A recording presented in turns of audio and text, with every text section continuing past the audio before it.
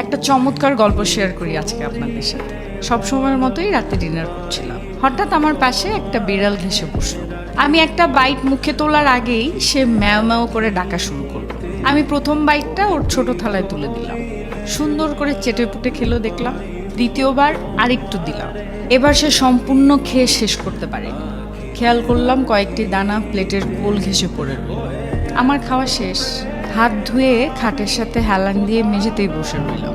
কিছুক্ষণ পরে দেখি কয়েকটি পিঁপড়া বিড়ালের ছেড়ে দেয়া বিশাল ভাতের দানা কামড়ে ধরেছে।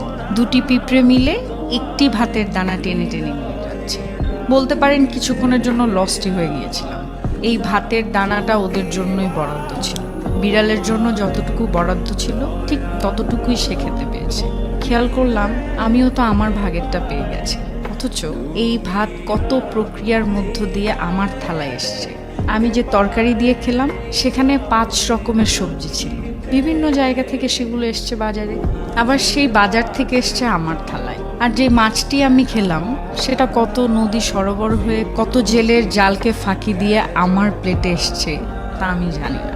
কি শুকনো বন্টন, ভাবতেই অবাক লাগে। মহান সৃষ্টিকর্তা আমাদের রিজিকের ব্যবস্থা কোথা থেকে করবেন সেটা আমরা জানি না। যেটাই পাচ্ছি সঠিক উপায়ে সেটাই আমার প্রাপ্য। জীবদ্দশায় আমরা যা খাবো সবই সৃষ্টিকর্তার পূর্ব নির্ধারিত, অথচ মানুষ কতই না দুশ্চিন্তা করে দুবেলা খাবারের জন্য।